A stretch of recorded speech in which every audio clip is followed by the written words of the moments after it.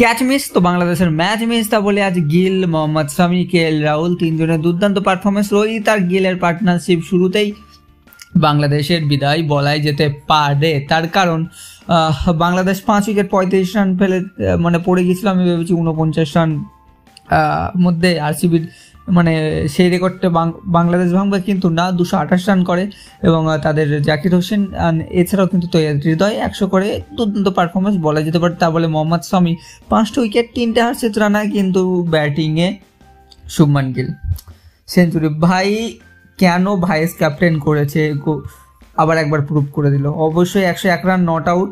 আর KL Rahul যখন 5, 6, 7 রানে 9 রানে ছিল তখন কিন্তু একটা ক্যাচ তুলেছিল আর সেই ক্যাচটা মিস করে জাকির আলী বলে। তো সেখানে KL রাহুল 47 বলে 41, শুভমান গিল 101। ভাই ম্যান অফ দ্য ম্যাচ যে হোক গিল, আর ভাই 5টা উইকেট নিয়েছে মোহাম্মদ শামি দুর্দান্ত, কিন্তু গিলকে হয়তো ম্যান অফ দ্য ম্যাচ করাবে। তার কারণ ইজ ভাই প্রথম থেকে একদম শেষ, আর গিল যদি পড়ে যেত খেলাও কিন্তু শেষ হয়ে যেত, কিন্তু বাংলাদেশ একটু কাম ব্যাক করেছিল।